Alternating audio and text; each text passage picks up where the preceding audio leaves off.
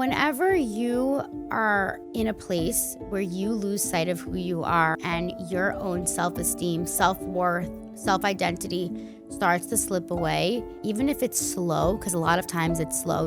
I'm sure you know that expression about the frog and the water. Yeah. So whenever you're in a place where you start to like lose sight of yourself, that is an incident. You shouldn't ever be in a place where you can't form your own identity. Welcome back. So today we're talking about something that a lot of people are living through, but almost nobody is really talking about it or just saying it out loud. What it actually looks like to be in a relationship that slowly breaks you and how you find the strength to leave. So today I am here with Batya, also known as Makeup by Batya on Instagram, who has been through more than most people talk about openly. She's been married 3 times. She experienced an abusive relationship and is now in a completely different place in her life, one that looks and feels very different than where she once was. And today, she's here to talk about what that journey actually look like. So hi, Batya. Thank you so much for being here. I am so excited. I've been wanting to do this for so long. So before we get into it, why don't you just take us back like a little bit?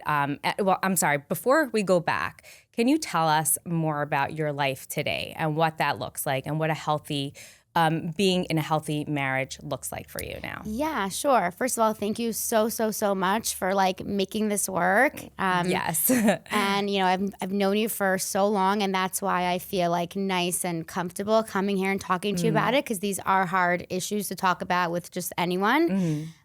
So thank you for that. Yeah, sure. So my life now, thank God, I'm in probably the best place I've ever been in. And I don't say that lightly at all. Like, that really, means everything and more to me. I never thought that this is where my life would be. Thank God I have a husband, Ben, who is just the most incredible person in the world. Like, he's amazing. We have 2 little kids, so that's a bit nuts and hectic, but really fun and good times. We're renovating a house that we just bought together. Yes, I saw that. We have a makeup company together. And life is just full of adventures, really exciting. And thank God, like I just have the right person to share it with. And I hope that for him, I'm the right person to share it with. And we're always trying to, do the little things to like really just make each other's burdens a little bit more manageable. So yeah, that's and the that place probably that I'm in. looked very different Yes. when you were married. So why don't you take us back now? So your first marriage, just to give context to our viewers, can you say like a little bit about that? Yeah, sure. So we were very young and dumb, as they say, but not young and dumb in the good way, where they're young and dumb and like you'll figure it out. We were young and dumb, but we didn't figure it out. We were just the wrong people for each other, and we kind of left with a clean break. We just wanted different things out of life. Wish him all the best. Like it wasn't a big like drama or anything like that. We just kind of both realized that we weren't a match. Okay. And then how long from your first marriage to meeting your second husband? Yeah, so it was, I think, around like a year and a half, 2 years, something like that. I was, I think, maybe 25. So I'm still young, but at that point, a lot of my friends had already had their first or second kid or whatever. So life is starting to kind of shift in that way. And I kind of felt like, okay, like I need to, move on with my life. And I kind of just felt like I needed to like move on with my life. And I thought I found the right person for me. And we were actually long distance for a little bit because he lived overseas. So we dated long distance, and he flew into New York first, and it was, now looking back, like, wow, that was like love bombing. But back then I was like, he's so amazing. We went to different restaurants every night. Like, we could talk about anything. We would just be up, talking and and sharing experiences. And I was like, wow, like this is what real love should feel like. How long did you date for? So we dated around a year. Okay. Yeah. So that, and during that time, were there any like red flags that looking back now that you can see? Because when you're in it, it's like hard. It's really hard to like see those red flags. Yeah. So there definitely were. But also, like I mentioned, we were dating long distance. Mm-hmm. So basically we would like spend, a week in Barcelona, or like we would be doing kind of things, meeting in different parts of the world, or I would bring him into my world for a while. So like any little things were kind of easy to ignore, because once our time was over, it wouldn't like fester, it would just like, we would just focus on the good things and not be as analytical. But yeah, there were for sure red flags, definitely. It almost sounds like he whisked you away to these exotic places, and you were kind of like caught up in that excitement. Or Yeah, that and also fantasy. the excitement of like being part of a new, I always love to go and explore and see new people and experience new things. So like even just being, in his like hometown or experiencing that was like something so cool for me. And I think I kind of like let a lot of the negative things like be very like quiet, quietly hidden. Even though, after we got engaged, I definitely started seeing them more and more, and I would confide to my friends and like my mom and things like that. And everybody would say like, okay, this is like, you can't just ignore this. But anytime I would like try and talk to him about it or communicate those things, he would say things like, well, like I'm moving across the world for you. Like, of course I'm stressed out. Like after I move, like it's going to be better and we're going to, solve all these issues. So there was always kind of like an excuse as to like why, I would see like a different side of him. And then that different side would go away, and it would be the person that I fell in love with. So it would be for very like short amounts of times, I would see like a different side, more of an angry side or more of a controlling side, but then it would kind of like go away pretty quickly. Can you expand like a little bit more about what those like red flags were, like exactly? Like what was he doing that was making you, Yeah, so he would have be a very pause? subtly putting me down. But to a point where like you can laugh it off, or you could be like, wow, this is insulting. Like I remember even when we were engaged, there was this one incident where I was like, oh my gosh, like I just picked my wedding dress. I was like all excited about it. Obviously I work in the bridal industry, so I wanted something a little bit funky and different. And I was like, it's like really cool. And he was like, oh, like I'm sure you picked like a weird dress to embarrass me and like show me what it is right now. Like I need to see it. Like you're going to try to embarrass me at the wedding. And I was like, what? So like little things like that. And then like I would just kind of, and I think I did end up like showing him the dress, even though I really wanted it to be a surprise. Yeah. But I remember just having like a bad taste in my mouth, being like, this is not what it should feel like. I shouldn't feel like, kind of almost like bullied into doing something. And I kind of started like, wearing not, I wouldn't say like I wore down that quickly, but like different parts of me, different like stronger parts of me would kind of like have to, stand back a little bit. And like I wasn't being my true self. Yeah. Because did you feel like you had to hide certain things from him, like about you, Yeah, like different things would be just met with like criticism or negativity. So I maybe wasn't like as open at a certain point, because I knew that if I said something that would upset him, I would get like a reaction that I didn't want. And again, I wasn't being my full true self around him in those instances. Yeah. Because there was definitely like a little bit of fear there, a little bit of like, walking on eggshells already starting to form. Yeah. So you were, so that was when you were engaged, and then you got married. Yeah. And how long into the marriage would you say that you started to see these signs happen? Yeah. So it's really like a wild thing. And looking back, it was a blessing in disguise, but it was literally the day after the wedding where I woke up and he woke up and we got some news, and he was so mean about it, and he wasn't And I just felt like, oh my God, like this is what I was scared of. And it's like coming to fruition. Wow. And it was literally the day after the wedding where I was like, oh, like I can't believe that, I thought that things would get better. And yeah, from that day on, like there was no semblance of normalcy anymore. It was like, okay, I got you. And that was that. What did you do, like, when you got up that morning and saw that? Yeah, I was really scared, and I think I even called a friend or two about it. But, from that point, things just kept getting worse and worse. Can you give us, like, examples? Like, So it became very hard to, like, live a normal life because every single action that I would take, I would think about it a million times to make sure that it wouldn't cause a reaction. Because the reactions were really bad. Like they were forms of punishment. So and anything could set it off. It wasn't like, oh, he didn't like X, and if you did X, that could set him off. It was little things that like I didn't premeditate. Like for example, one night I made dinner and I put hot sauce next to his plate instead of sriracha, and he got really upset and he was like, you're doing this on purpose. And then those kind of things would lead to punishment. So those punishments would look very different. So first of all, there was the bullying and putting me down in words, and like calling me names and telling me that my mom and dad are nothing, and that's why I'm nothing, and we're low class and things like that.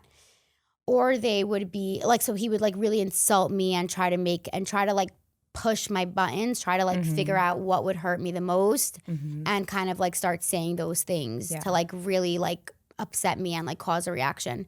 So, and then once he got the reaction, like he would be calm, like he would like calm down, like he wanted that rise. Yeah. From So you. that was one method. The other method was he would ignore me for days.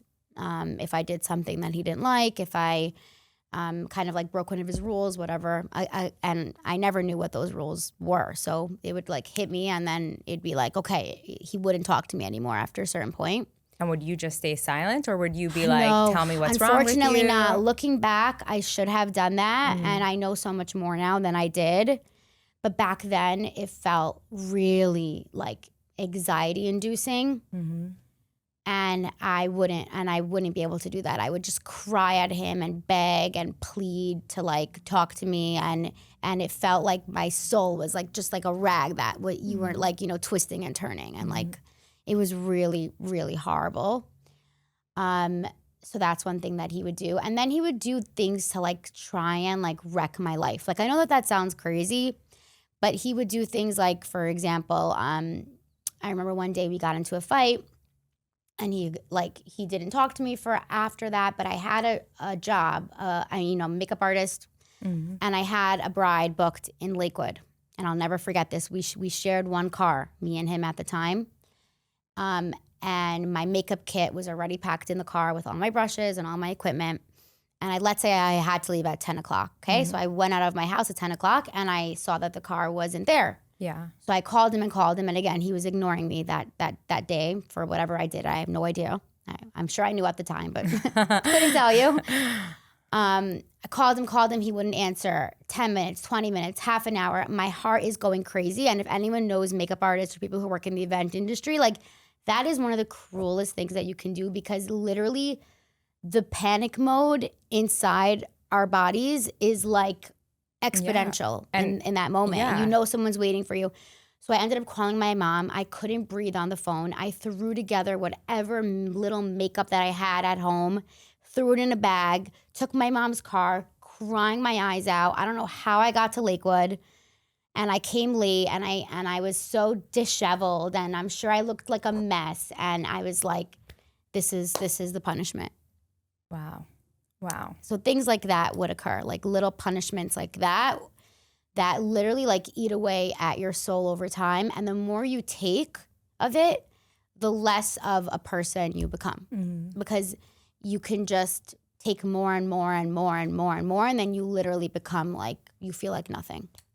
So what's a very common pattern for abusers is that they'll punish you and then they'll give you a reward after, right? So if you're being a good girl, then they'll reward you. So did he do a lot of that to kind of like play with your mind a little bit, where Yeah. So thankfully, no.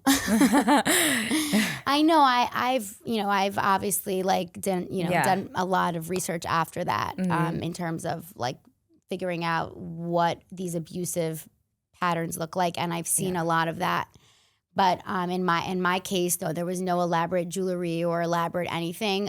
It would maybe get a little bit like calm for like, a day or so, but it wasn't. We never had like a honeymoon period after.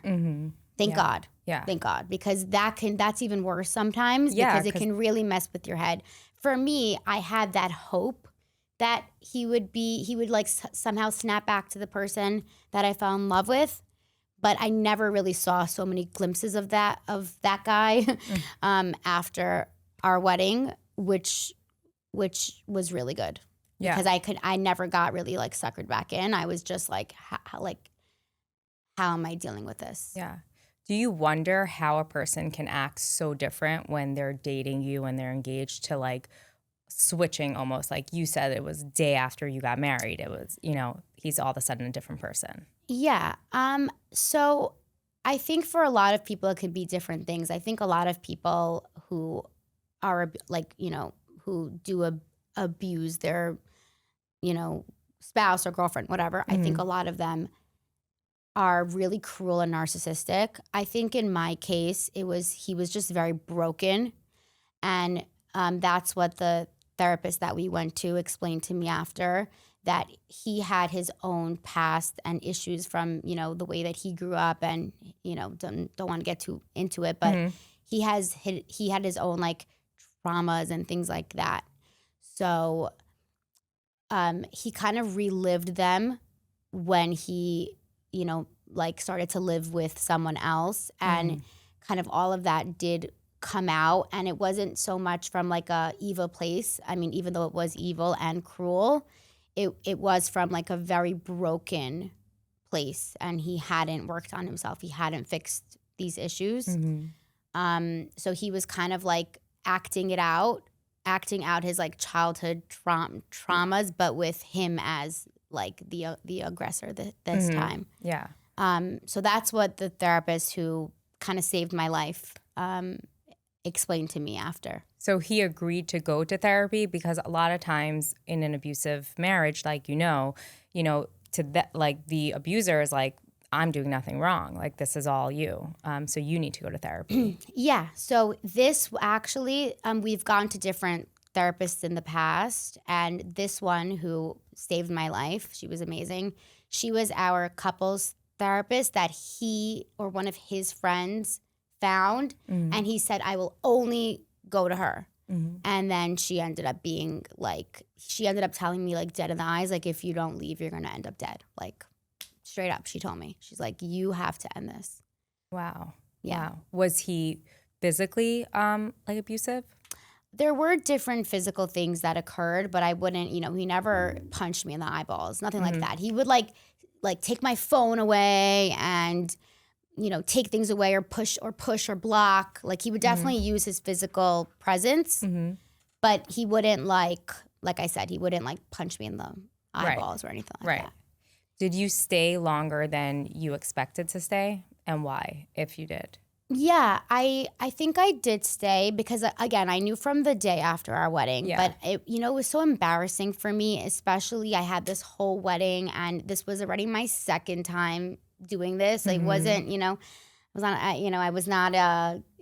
I didn't have like a free pass, and you get one free pass, and then after that, the stigma is like, very okay. strong. They're like, what's wrong with you? Exactly, and I was like, I'm never gonna find anyone. Like, why would anyone date someone who's divorced twice? Right. But so yeah, I definitely stayed. I definitely wanted to see that person again that I fell in love with. Like I said, there was a lot of hope there on my end, and then I just realized that it just wasn't gonna happen. And then the way that we finally did break away was not even my choice. It was something kind of like we had a really big incident, and that was really a turning point for me because it was an incident that I couldn't go, like, you can't come back from. Yeah, so we had a really big fight. It was about my grandma. She wasn't well, and I really wanted to visit her. And at that point, most of my friends and family and people who I loved, I wasn't really allowed to talk to them anymore. Anyone that would be on my side in any case, he would feel threatened by and wouldn't really allow me to talk to them. So I would change people's names on my phone, and I would kind of have to like sneak around if I wanted to call my loved ones. Even your mom and your dad, like especially you weren't allowed my to have mom, them? my dad, my aunt, my friends, anybody who was like on my side or who he saw as a threat. And he would tell me, oh, it's because they're the ones who are preventing us from having a happy life together, which I laugh about now because my husband now, my mom and him are actually best friends, and like So they cute. gang up on me together, you know? And anyone who knows me now like can attest this for a fact. So I know that my mom isn't like an overly like, oh, you have to be nice to my daughter. If anything, she's like, bye, why are you doing this? You know? She's very like quick to call me out. And so you is everyone agreed else to in my life. it? You agreed to that? Like you were like, okay, yes, that makes sense. Like, So again, I kind of snuck around. But yeah, when I spoke to him, I would tell him like, okay, fine, we'll try it your way. Like I won't talk to my parents. If you think that that's gonna make things better and make it magically wonderful with our relationship, like we'll try, whatever. right. I'm just sorry to cut you off for a second. I'm just curious to know for the person going through it that when he tells you these things, like, oh, it's your mother that's causing us, to not have, do you get to a place where you believe it? Or were you strong enough to be like, he's crazy and I'm just gonna like do this to make peace, but eventually I'm leaving? For me, it was the second one. Okay. I never thought that my parents were the issue. Okay. But again, like I, did a little bit of research already at that point. This was already towards the end, and I kind of figured out what was going on. It's very well like documented, this whole like abusive relationship thing or toxic relationship. Yeah. There are people who talk about it online. There are books that you can read. Again, we're going to therapy at that point. So I already kind of knew that my mom was not the issue here, like she wasn't with us in our that's really bedroom good because the day after the wedding. Yeah, because I have clients that, the abusers are very manipulative and the way that they word things somehow just like kind of gets into their psyche and they're like, yeah, maybe he is right. Or maybe, so it's great. It's great that like you were able to see clearly and not be like blinded by that. At that point, I saw everything like 2020. Okay.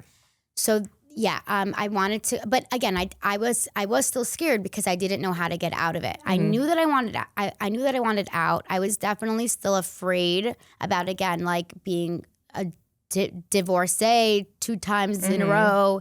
I was definitely scared about, he had access to all my cash, any money that I made, he would take. He didn't work at all, so I was paying all the bills, and he had access to everything. There were different things that I definitely was scared about, but in my head, I knew that this is not how I want to live my life. Yeah. I was still kind of just figuring out exactly what everything would look like.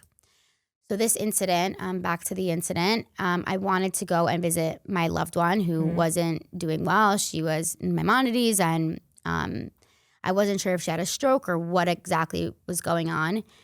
And we were very close growing up. My grandma like basically raised me.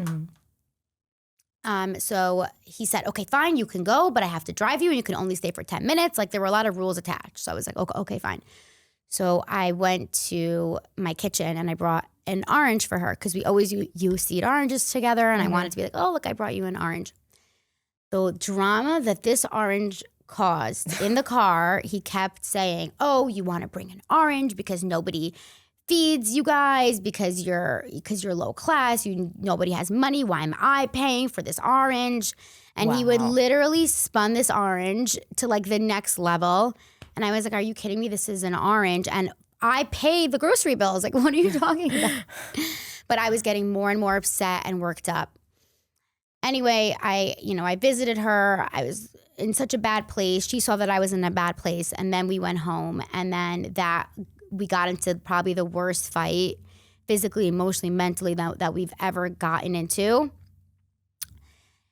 He took my phone. He realized I was talking to my mom and my aunt. He got extremely upset at me. He threw he threw things to the point where I was like actually scared for my life. Like I was actually like, oh my God, like this is bad. And I called my dad. I'm like, please, please, please, can you come? Like, I didn't want to leave the apartment because it had been my apartment even before me and him met. Right. Mm-hmm. So I knew that if I left, like there was a good chance I wouldn't be getting back in, and all my things, all my money. I didn't even know where my money was, where he was putting it. And I was just so scared. I didn't want to leave, but I didn't want to be alone with him either. So I called my dad and I begged him to come. And my dad came. My dad is an older guy. He has like 10 stents in his heart. Like he's medically, also not in like the best place, but he came, and we were sitting together on the couch. Our apartment had kind of like a split level where it had like the bedrooms upstairs, and downstairs there was like the kitchen, living room, whatever. Yeah. So my ex was upstairs and my dad and I were downstairs on the couch, and he was trying to make me feel better, and he held me and he said, I'm like, please, like, can you just stay? Can you just stay? And he's like, okay. Then my ex comes downstairs and he's like, get out of here, like to my dad, like, you're not invited. You're not, I don't want you here, whatever. And then they got into like a physical fight. And my dad was like, I am done. He was like, I am done with this. Like, it's been, a year of this, and like, we need to end this. So he went outside and he called the police. And at the same time, my ex ran to the police. There was a police station like a block away from where we used to live. So he ran there, and 2 sets of police officers came to our house. And in New York, the law for these incidents is that when there's a dispute and the cops don't know who's right and who's wrong, they just arrest everybody and they let the judge have the final say. So in our case, we were all arrested. Me, my dad, and my ex were all arrested. Wild. And we spent the night in a cell. And actually, my dad, basically the cell that we went to, had a women's cell and a men's cell. But because my ex was screaming at my dad the entire time and bullying him even in the cell, they had to split actually them apart. And I was actually chained to a desk in the office. So I wasn't even really in the cell. Okay. But honestly, what happened? You had to go to the bathroom. Yeah, no, they were very cool. The cops weren't like, they were like, whatever you want. Like, they even let me, I was going to give a makeup class the next day. And I was like, can I please just like tell everybody that like I'm in jail? I mean, I didn't tell that, but I was like, I can't make it. They're like, fine. They let me turn on my phone. Like, they were actually like really cool. I think they felt really bad for me. At the time, I weighed like 92 pounds. I'm less than 5 feet tall. They're like, why is this chick in jail? Like, she didn't do anything. Like, I had marks on me. Like, she was like, they kind of felt bad that I was there. I was traumatized. My face was sunken in. They were like, okay, like you like you can turn good. your phone off. And they were like, you're not. Anyway, but being in that cell, I felt horrible on the one hand because I was like, how did my life end up here? Like, I tried to be good. Like, I tried to do the things right. I work hard. I'm a good person in so many ways. Like, how did my life end up that I'm in a freaking jail cell? Yeah. But at the same time, I felt like I've finally, like, I found like a sense of freedom too. Because I was like, we cannot come back from this. I was like, there is no coming back from this. Like, this is where the buck stops. Like, we're not, I'm not being with this person again. I can't even look at him the same way anymore. And I also just felt so bad for my dad. I'm like, you didn't deserve this. Like, why are you here? Like, got dragged into I know. And I felt so bad that I'm like really putting it on other people. Like, it's one thing for me to carry the weight on myself. And I imagine that people with kids feel this way. Mm-hmm. I didn't have kids with my ex. We, thank God. But I imagine it feeling like, how am I bringing someone else into this mess? Like, it's one thing to accept it on yourself, but it's another thing to get someone else involved to the point where their life is ruined. I mean, thank God my dad, is fine now. But what would you tell people who, I guess, like if you didn't have this dramatic incident, do you think that you would have gotten out, or what do you think like would have happened? I think it would have probably continued until like a breaking point, because until that breaking point, your brain tries to tell you that everything is okay and everything will be fine. Our brain tries to keep us safe. Yes. Right? So like by telling ourselves and lie to us, Yeah. right? But it tries to tell us that like wherever we are, whatever we're doing, we are safe in this moment. Right? So so if nothing big is happening, then you're like, okay, things are okay, right? Things are like status quo. Like you see clients coming in for therapy only a lot of times when there's like a big crisis. Very few couples come in for therapy to be like, we just want to work on our communication. It doesn't usually happen that way, Yeah. So I think it's like the same type of thing. So unless there was a big incident, you probably would have been married for a longer time. Yeah, and I would always downplay all the incidents in my head and Right. be like, "Oh, like was it really that bad?" Or maybe he meant it this way, or like you really do fall into this sense of your brain trying to protect you, and you kind of just been able to like whitewash everything, and so that you can move on with your life and be normal. If you're thinking about the stress 24 hours a day, like you're never gonna be able to focus on anything else. And I remember when I used to come home from makeup jobs, I would like sit in the car and be like, okay, like I'm gonna go in. Like I'm gonna try and behave. I'm gonna try and be a good girl. I remember even like when I walked to the bathroom, I was like, let me walk in a perfectly straight and amazing and whatever way so that he has no excuse to bully me or say that I'm doing anything wrong or to pick a fight. My whole life became, how do I avoid, being called names or being punished or being ignored or any of that. Wow. And I really lost sight of who I was as a person. So after that jail incident, like, did you go home? What happened at that point? Yeah, so I wasn't able to go home, and neither was he, because we both had orders of protection against each other. So long story short, I ended up living by my aunt for a while, and I got a lot of unbrainwashing. Yeah. And yeah, I was able to really walk away from the pain, from the hope, because again, I still carried this hope that somehow, somewhere in there was the guy that I loved. So I was able to finally walk away from that. I was able to get back to myself. I remember I watched a Netflix show that had nothing to do with our marriage or anything, but it was so therapeutic because I was able to focus on something else for once without that stress in the back of my head, which is something that I hadn't done that entire year. Everywhere that I was also mentally in prison. Wow. So it really felt so different.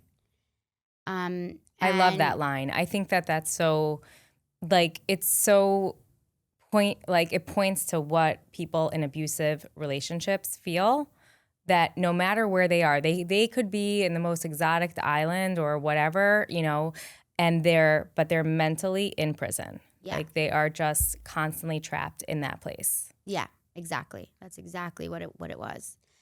And obviously I knew that the whole get would be an issue, which of course it was. Nothing was easy. Everything was a fight. Everything was hard. But I finally got out, and I think after that I had such an insane like period, I guess you want to call it, of like post-traumatic growth, which I know a lot of people experience things and they have like post-traumatic stress, but there is post-traumatic growth as well. And you hear about that from people who, let's say, were very ill and they got like a new lease on life. Yeah. Or people who have been through really bad stress. And sometimes you can really feel like you have a second chance at life.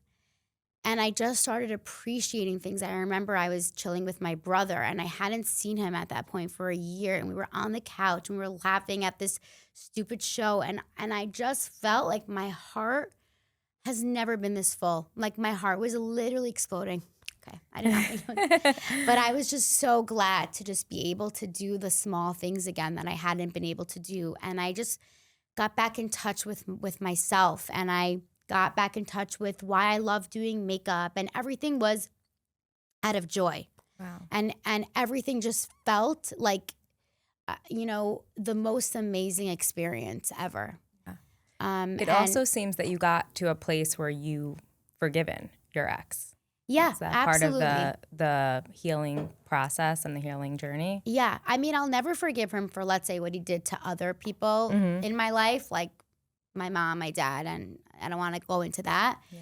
But the issues that we had, I can honestly say now that I know that I played into them as well. Like, for example, when he would ignore me, I had that urge to just need to be seen and heard. And I would fight with him, and I would want to be seen and heard, and I would cry, and I would plead and beg and all that. And I'm sure that didn't help things. I'm sure that if I would have been smarter and just, okay, I'm gonna go get my nails done, and like not cared as much and not felt as eaten alive on the inside, I could have dealt with things better as well. But those were the skills that I had at the time. Yeah. And that's how I felt at the time. And I was very emotion driven. Yeah. But I think that's also who you are at your core. You are an emotional person. So there's no fault in like how you reacted and wanting to be seen. But when I talk about like you forgiving him, you like spoke about the fact that he comes from a broken family and he was broken, and so you got to notice reasons of why he did the things that he did. Not that that's an excuse, but just like at least like giving you some insight into why he is the person that he is. Yeah, I think at the end of the day, like everyone has flaws, and everyone has a little bit of a demon inside of them. No matter how good the person is, everyone has. Some people it's money, some people it's, addiction, some people it's jealousy. Everyone has something that they need to be working on. And if you're not working on it every day, all day, you can lead to a slippery slope. You can really like slip into a dark place. That's why it's so important to, try to wake up in the morning and do better every single day. Yeah. So for him, he comes from a very broken place where this all just triggered him to a very big extent. And I'm sure I triggered him to a very big extent. And this was how his brain helped him to handle it. Because in his head, he wasn't safe. Yeah. In his head, having me around and having someone else around, was not a safe place. And so he kind of had to fight it. So going back for a second of, the fact that you had this big incident that happened, and that's kind of what led you to be able to leave.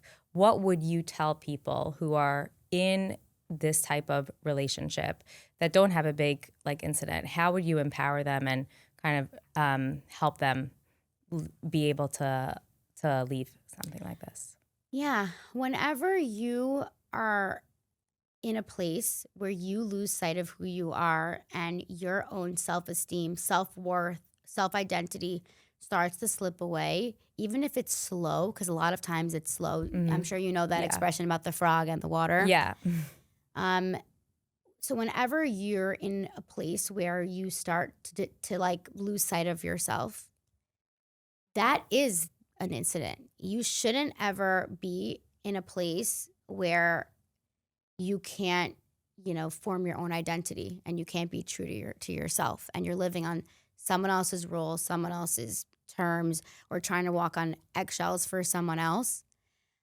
I am not one of these types of people to say like everyone should get a divorce. If you're not happy, get a divorce. If you want to live in China, get a divorce, And I don't think that the majority of people are like that either. I think that that's something that people talk about. Oh, why are all these young kids getting divorced? I think that a lot of times people do get a divorce for reasons that are valid.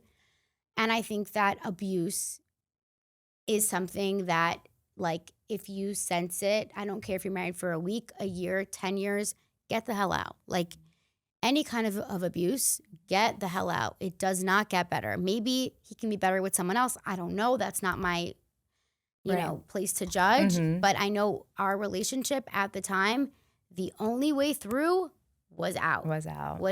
And there's no point in saving it. I think for me, it's good personally that I got to that place of like the breaking point where I knew I couldn't go back, because I think that mentally I was so broken at the time that I would have second guessed myself a million times if I had just made that choice on my own. Right. But the fact that it wasn't a choice at that point and it's something that was outside of my, but I kind of knew that it was the right thing. Yeah. Was such a blessing in disguise. Yeah. There are people that say, like, I wish my husband would just like hit me, or, I would go to jail, or he would go to jail, so this way I have an excuse. Because it's really hard to prove emotional abuse and verbal abuse, but it's really easy to prove physical abuse. So that's like the real challenge for people. But you do know it from the inside. Yeah. You know what it feels like. And if, I'm speaking to people here, if anyone feels that way, like if you know, and if you don't know, you don't know. But that is reason enough to leave. It's not worth staying. Yeah. It's not. If you have kids, it's not worth them staying in that kind of environment. I'm lucky that I didn't, but it's really hard to live a normal life. I mean, I think it's impossible to live a normal life in those circumstances.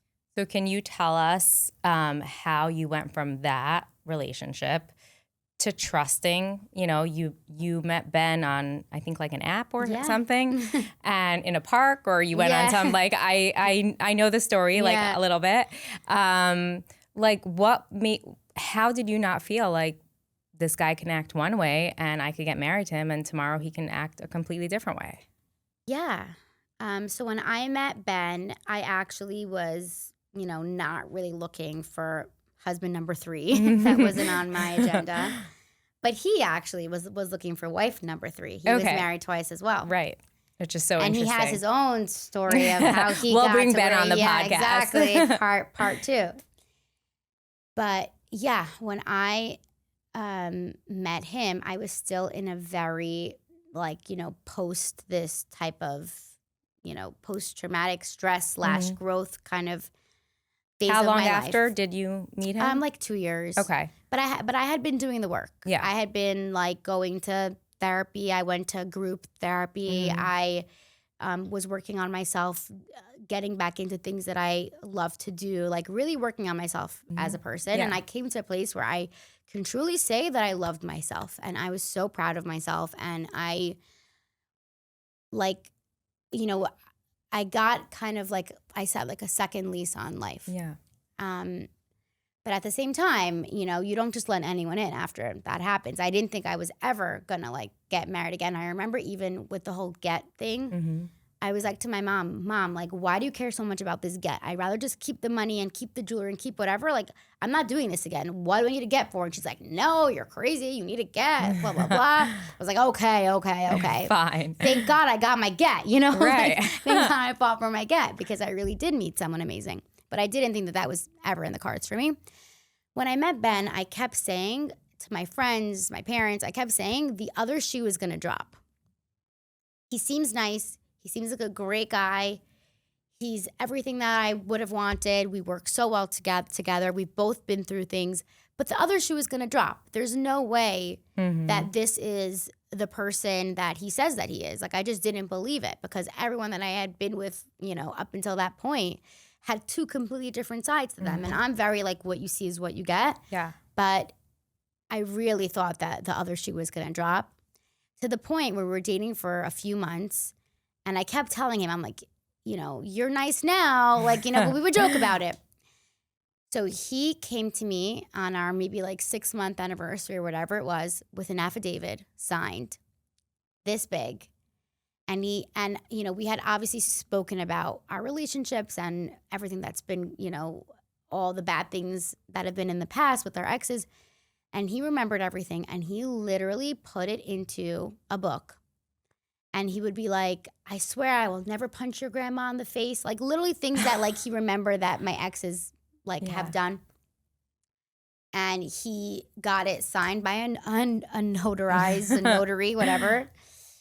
And he said, if I ever do any of these things, like I will give you X amount of money, da-da-da-da.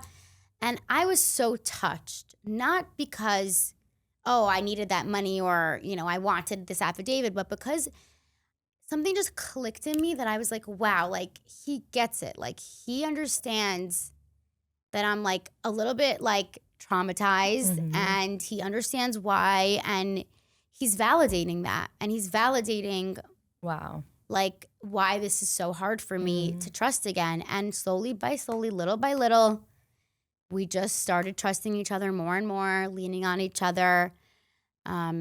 Actually, one of our first dates, I didn't even mention this, we went to the therapist who saved my life. That was your first date?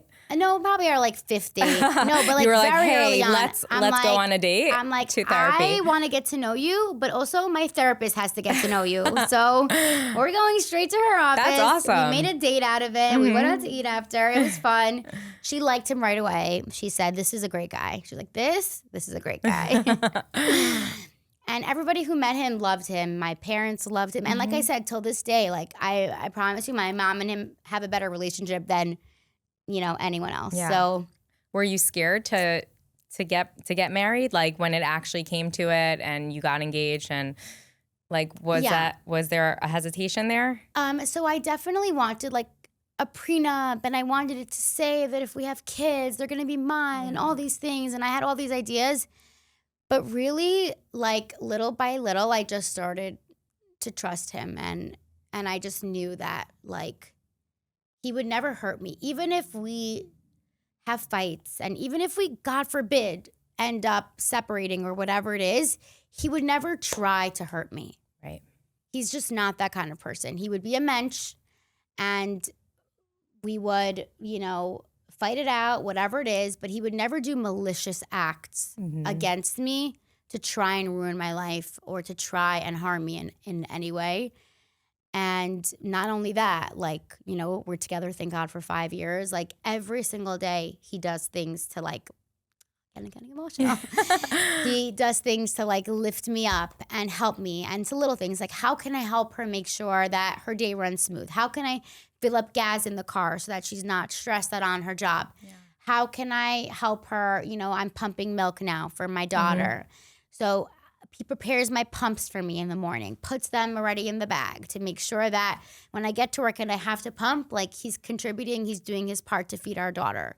What a polar opposite. It's just like night and day. That. Yeah. And I appreciate him so much more. And even though we argue and we disagree, I'll appreciate the little things so much more because of where I've been in my life and the vast difference. So I just want to like you to be able to give hope to people that are currently in that relationship that like life gets better.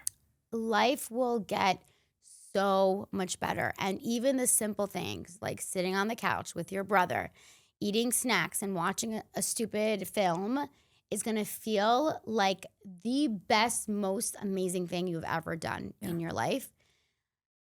There is no point of living your life staying in an abusive relationship. So, get the hell out. Like that's Batya, the advice I can give you. This was amazing. And you've been so vulnerable and so open and so honest. And like, I think that anybody who is going through something like this is going to benefit tremendously. And even if you're not, just hearing your story is like really inspiring. So thank you so much for being here. Thank you so much. Do you want to tell our listeners where they can find you, even though you have a lot of followers? So you don't need my help. And shop some makeup while you're at it. Yes. Awesome makeup line. I have every single product. Guys, go shopping. And okay, great.